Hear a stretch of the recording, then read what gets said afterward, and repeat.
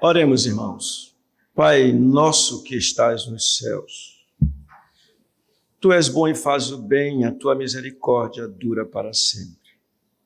Agradecemos o tempo que tem nos dado, a palavra que temos recebido e rogamos, Senhor, que nos dê a graça do entendimento, que a Tua palavra chegue a nós como ela é, palavra de Deus. Oramos em nome de nosso Senhor Jesus. Amém. Peço que vocês abram suas Bíblias na carta que o apóstolo Paulo escreveu aos Filipenses, no capítulo 3.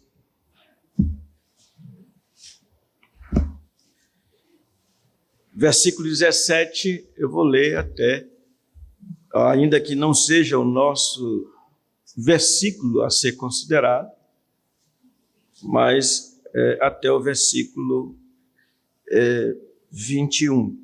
Irmãos, sede imitadores meus e observai os que andam segundo o modelo que tendes em nós. Pois muitos andam entre nós, dos quais repetidas vezes eu vos dizia, agora vos digo até chorando, que são inimigos da cruz de Cristo. O destino deles é a perdição, o Deus deles é o ventre, e a glória deles está na sua infâmia, visto que só se preocupam com as coisas terrenas. Pois a nossa pátria está nos céus, de onde também aguardamos o Salvador, o Senhor Jesus Cristo, o qual transformará o nosso corpo de humilhação para ser igual ao corpo da sua glória, segundo a eficácia do poder que ele tem de até subordinar a si todas as coisas. Portanto, meus irmãos, amados e muito saudosos, minha alegria e coroa, sim, amados, permanecei deste modo firmes no Senhor. Podem sentar, por favor. Nós estamos diante das considerações do arrazoado, ou seja, uma série de argumentos bíblicos, teológicos do apóstolo Paulo, com o propósito de convencer aos filipenses que podem ser tidos, porque eram crentes, como os do caminho, a que seguissem a ele, Paulo, e aos seus companheiros, aqueles que andavam, como ele diz, segundo o modelo que tendes em nós.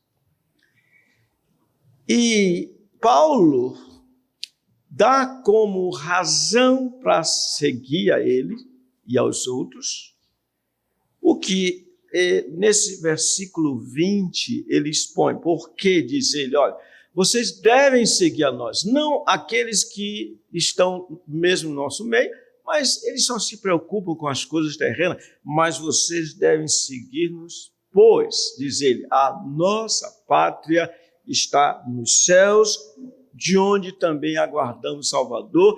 E ao falar do Salvador, o Senhor Jesus, ele diz o que ele fará e o que ele é, na verdade, ou seja, como ele fará. De que maneira ele fará o que nesse versículo 21 nós temos? Ora, na verdade, nosso tema, a eficácia do reinado de Cristo, merece, eu diria, de antemão, antes de passar para vocês o que nós vamos ver em 2 tempos, hoje, se o Senhor quiser, e amanhã, se o Senhor quiser, eu quero dizer para vocês algo que, para não falar como ouvimos aqui no momento que estávamos ouvindo acerca do trabalho para ensinar as crianças, O que significa eficácia? Porque nós estamos vendo o quê? A eficácia do reinado de Cristo. Já ouvimos sobre a glória de Cristo, ele que foi exaltado sobremaneira. Já ouvimos sobre a abrangência do seu reinado, abarca tudo e todos. Ouvimos aqui também algo do seu reinado em termos de suficiência, não existe outro, só há um rei, e portanto todos devem se submeter a um único rei. E agora nós vamos ver que o reinado dele é de fato eficaz. Em que sentido? Eu costumo usar uma ilustração para dizer o que significa eficácia e mais por que não? A diferença entre eficácia e eficaz, eficiência e eficácia. Mas eu vou dizer simplesmente o seguinte: você pode ter uma semente de qualquer árvore, uma semente, digamos, melancia. Você pode ter uma semente, você vai num terreno e você tira uma semente. Você planta aquela semente e você usa uma outra semente da mesma, de melancia também, e planta usando os mesmos expedientes. Cava-se, planta, depois coloca água, etc. Porém, uma semente germina e frutifica. A outra semente não frutifica. Ainda que, eu disse frutifica, ela cresce, mas não dá o fruto. A eficácia está na semente, que é semente de melancia e deu melancia. Usando outra maneira para ilustrar, agora, diferentemente, uma pessoa pode ser eficiente, porém não eficaz. Um médico, um cirurgião, usa toda a técnica para fazer uma cirurgia e termina com sucesso aquilo que ele fez no sentido de performance, ou seja, fez o que devia fazer, no entanto, o paciente falece. Você diz aquela cirurgia foi eficiente, mas não foi eficaz. Com relação ao reinado de Cristo, esse reinado é eficaz. Ou seja, o que ele faz, a maneira de ele reinar, não tem como não produzir o fruto que ele deseja que produza. Vocês entenderam? Eles entenderam, irmãos? Entenderam, irmãos? Muito bem. Muito obrigado. Muito obrigado.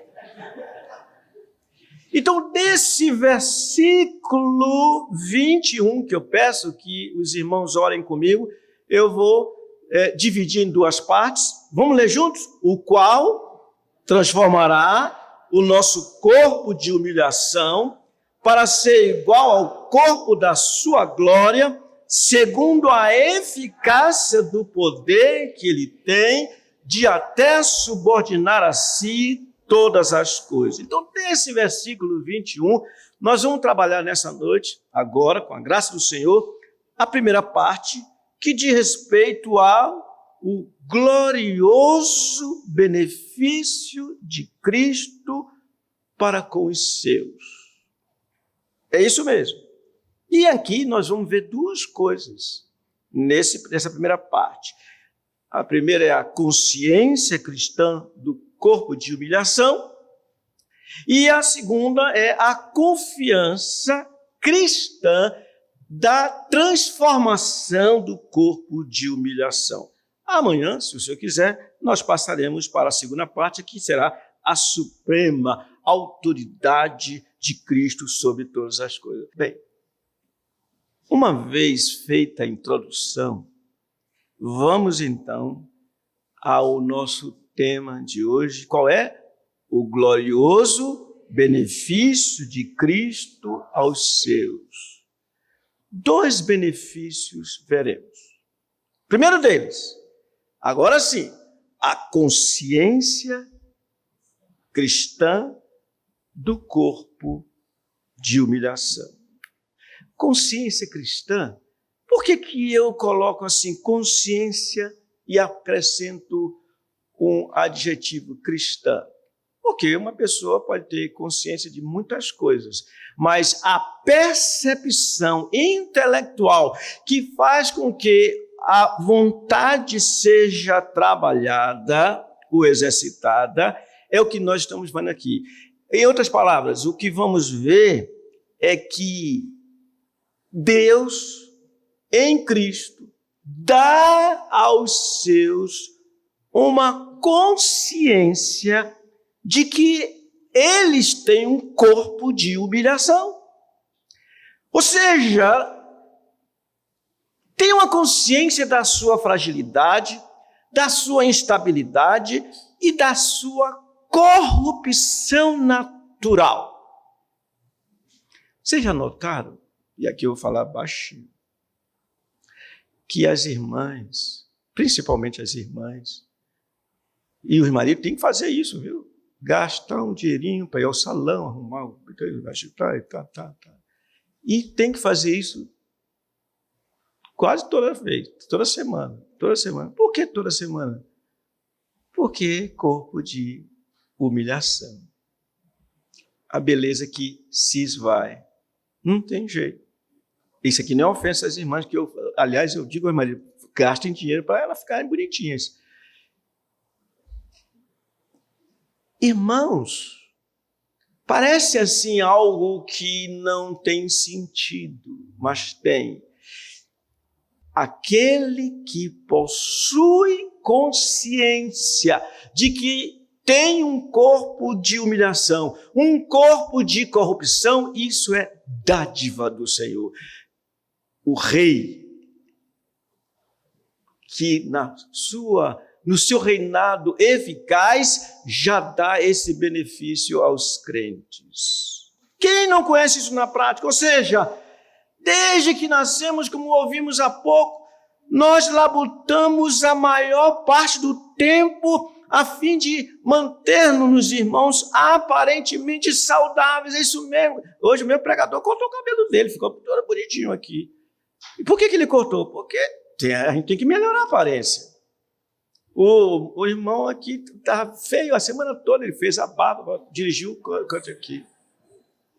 Mas é isso, essa é a realidade.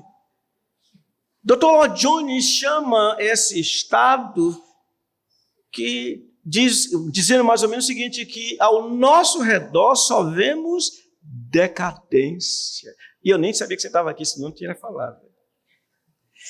De fato, até nosso corpo, como bem sabemos, degenera-se. Por quê? Porque ele é corpo de humilhação, de fragilidade.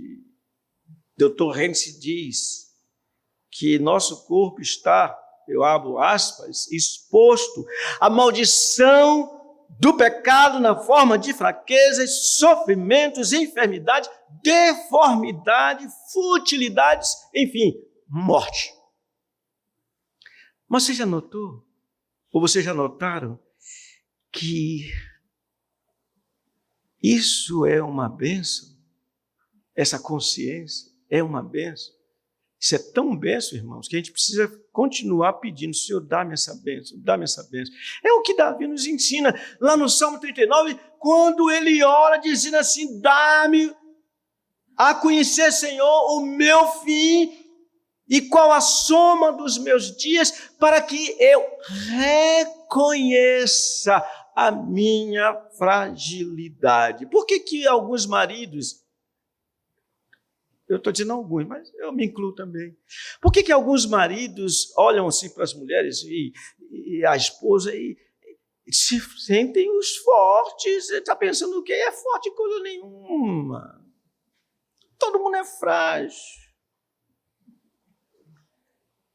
Mas felizes são todos os que possuem essa consciência cristã, que é dádiva do Senhor, reconhecendo a sua fragilidade pessoal e nutrindo a esperança de uma futura transformação. Por isso que o texto diz, olha, aguardamos o Salvador, o qual transformará este corpo de corrupção, esse corpo de... Não está escrito, não? E por que vocês não leem? Leiam, por favor, irmãos. Corpo de... Pois é, agora vocês se exaltaram, né? Corpo de humilhação. É isso mesmo, corpo de humilhação. Essas pessoas, então, os crentes, portanto, irmãos, sabem, essa é a certeza, eles sabem que brevemente jamais terão fome, nunca mais terão sede, não cairá sobre eles o sol nem ardor nenhum. E Deus lhes enxugará dos olhos toda lágrima. Claro, nós vivemos chorando. Puxa, meu cabelo caiu. Isso é choro, irmãos. Os dentes, etc. É corpo de humilhação. Nós devíamos ser mais humildes. Ou não? Mas precisamos orar. Dá-me, Senhor, como Davi, a conhecer qual a soma dos meus dias, para que eu reconheça a minha fragilidade. Então, enquanto os crentes estiverem nesse mundo, seu corpo de humilhação, por causa do pecado, os levará a gemidos, os levará às angústias, como foi a própria experiência do apóstolo Paulo, quando ele diz em 2 Coríntios capítulo 5, sabemos que se a nossa casa terrestre deste tabernáculo se desfizer, temos da parte de Deus um edifício, casa não feitas por mãos, eterna nos céus.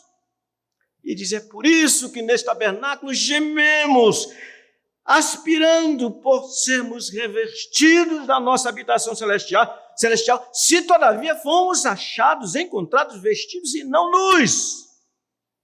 Pois, na verdade, os que estamos nestes tabernáculos, gememos angustiados, não por querermos ser despidos, mas revestidos, para que o mortal seja absorvido pela vida. Olha como isso é bênção, essa consciência cristã da nossa fragilidade. Olha o que ele diz. Ora, foi o próprio Deus que nos preparou para isto, otorgando-nos o penhor do Espírito. É o Espírito que faz com que nós tenhamos essa consciência cristã. Isso tem a ver com o reinado eficaz de Cristo. Ele reina, ele faz com que os seus tenham essa consciência. Sabe para quê? Para não ter gostinho demais com esse mundo.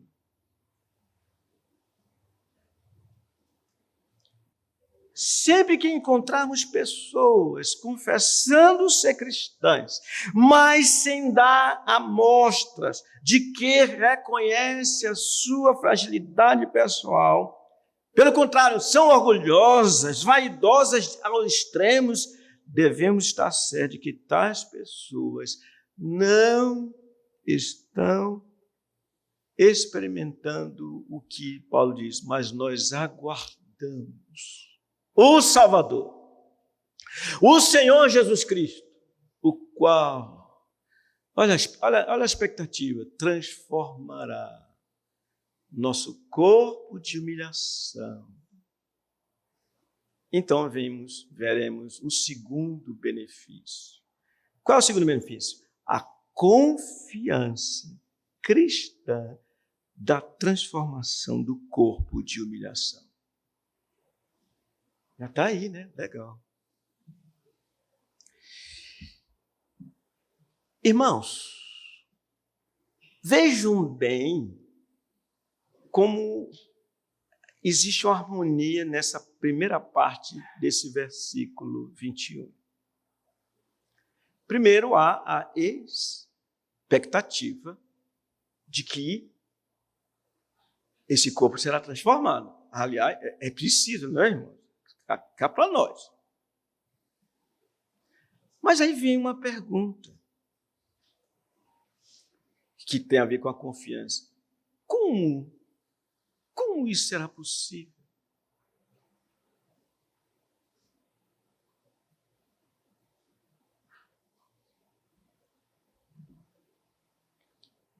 Meus irmãos, será possível, como diz o texto? O que diz o texto? Não está escrito aí, não? A parte B.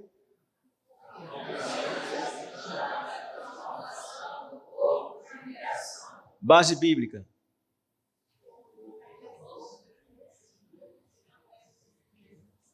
Olha, não fui eu que fiz isso, não, tá? Olha só. Mas, ele diz assim, veja bem, mas aguardamos o Salvador, nosso Senhor Jesus Cristo, o qual transformará este corpo de dimensão para ser igual ao corpo da sua glória. Então, é a confiança de que haverá essa transformação. Ele transformará o nosso corpo de humilhação para ser o quê? Se pudesse mudar isso aí. Para ser o quê, irmãos? Igual. Não tá, é porque não está escrito. Faz de conta que não tem nada disso aqui. Olha só, não faz sentido. Corpo de humilhação, não é isso não. Olha para o versículo 21, a primeira parte. Olha só.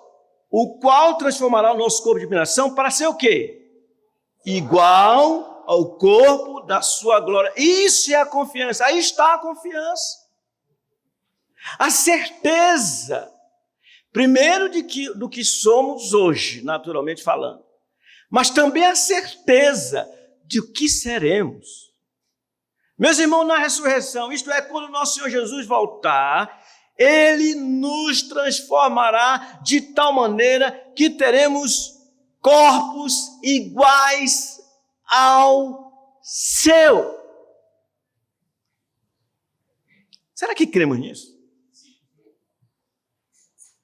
Não importa o estado do nosso corpo de humilhação quando nosso Senhor vier, se envelhecido, decomposto, cremado, dilacerado, cheio de defeitos, tem defeitos feios aos olhos de todos, ou mesmo bonito, aliás, defunto bonito, não importa. Não importa como estarão nossos corpos naquele dia, pois Ele nos dará corpo glorioso. Um corpo que será conforme o seu corpo glorioso. Literalmente, corpo de glória. Seu corpo de glória. Isso é uma coisa impressionante. Então, por mais que tentemos imaginar como seremos, não poderemos ser precisos em termos de definições, pois a própria Bíblia não nos deu detalhes acerca de como seremos. Pelo contrário, ela diz assim: nem olhos viram, nem ouvidos ouviram, nem jamais penetrou em coração humano o que Deus tem preparado para aqueles que o amam. Então, apesar dessas palavras, é certo que o Espírito Santo concede aos seus alguma luz para não só desejarem, confiarem, desejarem, mas terem iluminados os olhos do coração, como ouvimos do pastor Antônio, a fim de que não necessariamente vejam, mas saibam acerca dessas coisas. É por isso que o próprio apóstolo Paulo orava como nós ouvimos ontem, a fim de que os efésios enxergassem essas coisas futuras, meus irmãos e irmãs. Oh, irmãos, aprove ao Senhor. Foi da vontade dele dar-nos saber algo acerca da glória que nos aguarda. Olhemos assim ao Senhor Jesus. Uma palhazinha para a gente ter. A gente olha o Evangelho, final do Evangelho de João, por exemplo, e nós vemos os discípulos estavam todos reunidos, 11 deles, os apóstolos, e de repente o Senhor aparece diante deles e diz: paz. Uau! Mas estava tudo trancado e ele se colocou lá. Irmão, aquele corpo não tem barreira. passa. Tem gente aí que vai ficar alegre, vai voar de todo jeito quando estiver na glória, né? Não vai ser bem assim, não, irmão. Mas era isso que acontecia. Meus irmãos, aprove a Deus que fazer isso. Ou seja, no futuro, impressionante, quando tivermos com esse corpo de glória, vai acontecer uma coisa que de fato é fora de série. Não mais pecaremos. Nem por pensamento, nem por palavras, nem por atitude. Não mais pecaremos. Jamais os membros do nosso corpo se prestarão para fazer qualquer tipo de mal. Seremos como nosso Senhor, isso é, sem pecado.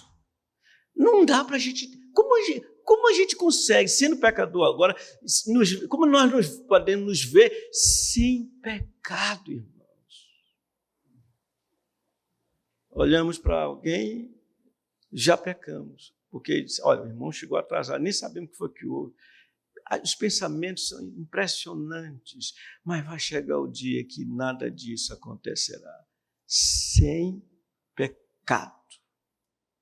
Porque é um corpo agora transformado, o corpo como o de nosso Senhor Jesus Cristo. Isso é tal, irmãos, que João, o apóstolo, no capítulo 3, cheio de alegria, cheio do Espírito, ele disse, vede que grande amor nos tem concedido o Pai, a ponto de sermos chamados filhos de Deus, e de fato somos filhos de Deus, senão, e por isso que o mundo não nos conhece, porque quando não conheceu Ele mesmo, amados,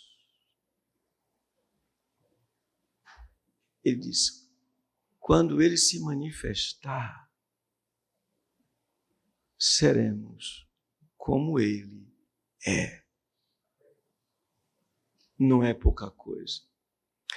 Não é mesmo pouca coisa. Falando de modo bem positivo, nessa questão da eficácia do poder do Senhor Jesus, ao transformar o nosso corpo de humilhação para ser igual ao corpo da sua glória, enfim, amaremos de modo perfeito.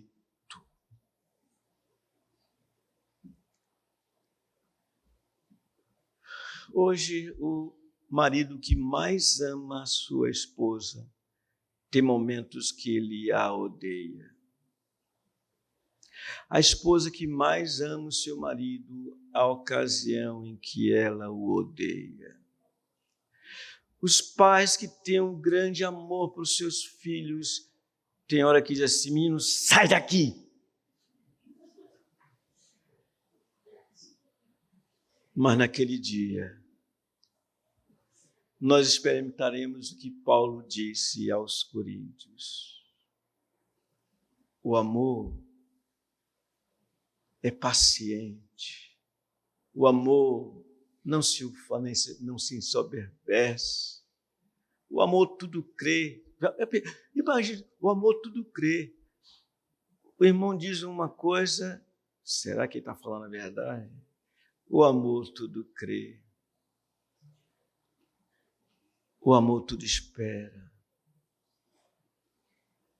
O amor não se ressente do mal. Irmãos, imagine o seguinte. E aqui, aliás, eu estou já falando assim, no domingo que vem, à noite, de manhã, de noite, tem uma palavra aí que tem a ver com isso aqui. Rogo a Evódia, rogo a Cíntia, que pensem concordemente no Senhor. Deixa para lá. Vocês não precisam vir, não. Vão para as suas igrejas. É só o pessoal daqui. Mas o amor, irmãos, ele não se ressente do mal. Toda vez que alguém faz uma coisa contra nós, que nós ficamos assim, é ressentimento. Não estamos amando. Imagine, naquele dia, corpo igual ao corpo da glória do Senhor. estipado esse corpo de morte, não mais nos ressentiremos, não mais teremos ciúme. Hoje a gente pode dizer assim, puxa, eu canto melhor do que aquele irmão, e é ele que tem a ver de cantar, miserável. Desculpa, minhas coisas, que é para eu não falar essa palavra. É desventurado, pronto. Mas não é isso? Puxa, eu canto melhor e tá. Eu conheço casos, irmãos, que o outro é chamado para fazer um serviço, etc., e a pessoa se abate porque não foi ele chamado, ou ela chamada. Mas vai chegar o dia que nada disso acontecerá, porque amaremos de modo perfeito. É por isso que a gente vê como Paulo sofria, irmãos, porque ele, como crente, disse: o bem que eu quero, esse eu não faço, mas o mal que eu não quero, esse eu faço. Desventurado homem que sou, quem me livrará do corpo desta morte? Pensando, ele diz: graças a Deus por Jesus Cristo. Interessante a gente pensar nisso. O amor não mais deixará que a gente faça qualquer coisa mal no santo monte do Senhor. Ou seja, amaremos perfeitamente tanto ao Senhor como uns aos outros. Você sabia que a gente de vez em quando odeia o Senhor? Vocês concordam comigo? Eu vou virar o rosto para lá para ver se vocês vão dizer. Vocês concordam? Não concordo, mas você odeia o Senhor de vez em quando. Não sabia, não? Então, a gente precisa voltar para o primeiro ponto. A consciência da nossa o quê? No nosso corpo de humilhação. Nós odiamos o Senhor vez por outra, irmãos. Aquela moça, preste atenção, aquela moça, ela começa a gostar de um rapaz. E o rapaz não é crente. E os pais dela dizem: meu filho, não dá certo, deixe esse rapaz não dar certo. Ela disse: eu prefiro ele do que vocês. Na prática é isso. Você acha que aquela moça está amando seus pais? Pois bem, assim como ela odeia seus pais porque se interpôs entre ela e o seu amado, ela odeia o Senhor. Sabe por quê? O Senhor Jesus disse assim: se vocês me amam, vocês guardarão os meus mandamentos. Todas as vezes que nós não guardamos o mandamento do Senhor, é porque nós não amamos. Perguntemos a Pedro: Pedro, quando você estava no corpo de humilhação, o que foi que houve? Ele vai dizer assim: olha, galera, eu estava confiando em mim mesmo, e eu disse ao Senhor: ainda que todos te abandonem, eu jamais. E depois o miserável mesmo, o miserável do Pedro diz que não conhecia o Senhor. Irmãos, isso é impressionante. Olha, ele é um deles. Não conheço esse homem, não conheço esse homem, não conheço esse homem. E o Senhor vai para restaurar Pedro. Diz assim: Pedro, ama-me mais do que estes outros? Não quero saber nem o que esses outros, se são os outros discípulos, se são os peixes, não quero saber disso não. Deixa que os teólogos debatam. Mas quando Pedro disse: Senhor, tu sabes todas as coisas, tu sabes que te amo, ele disse: apacenta os meus cordeiros. Perguntou a segunda vez: Senhor, sabe que te amo, apacenta as minhas ovelhas. Perguntou a terceira vez, Pedro já ficou chateado: Senhor, o Senhor me pergunta 3 vezes, já disse: o Senhor sabe todas as coisas, tu sabe que te amo, apacenta os meus cordeiros. Pedro ficou meio chateado já, né? Irmãos, lamentavelmente é assim.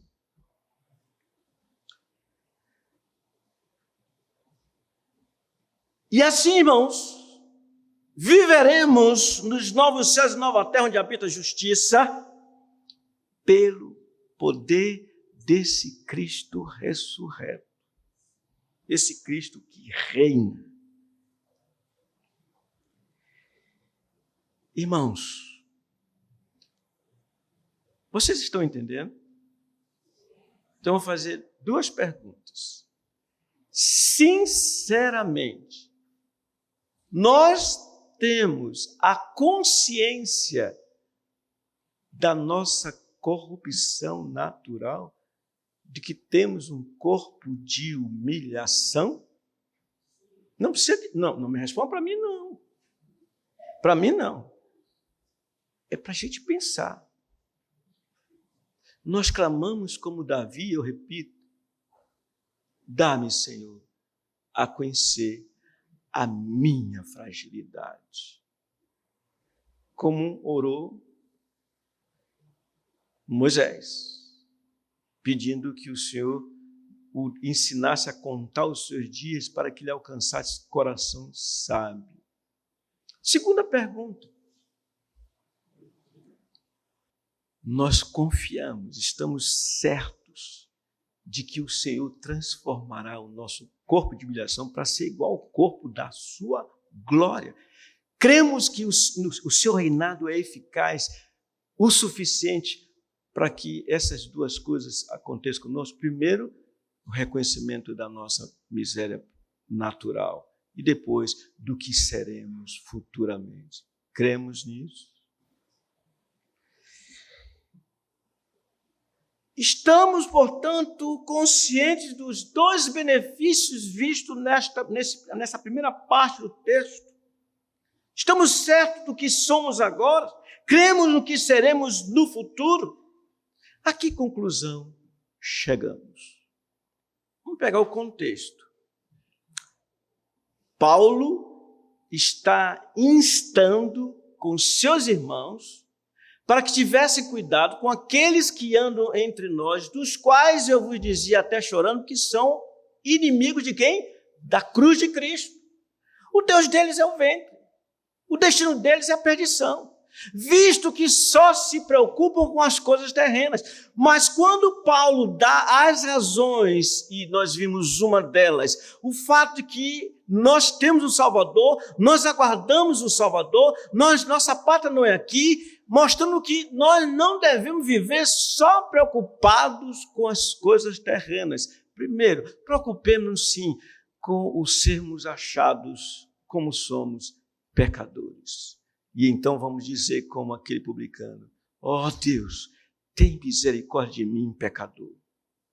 Mas também nutramos essa viva esperança de novos céus e nova terra, quando nós teremos corpos iguais ao dele. Irmãos, estaremos como ele. Ele é a cabeça, nós seremos como ele. Os céus verão a glória de Cristo e nós fazendo parte dessa glória. Amém. Muito fraco. Amém. Amém.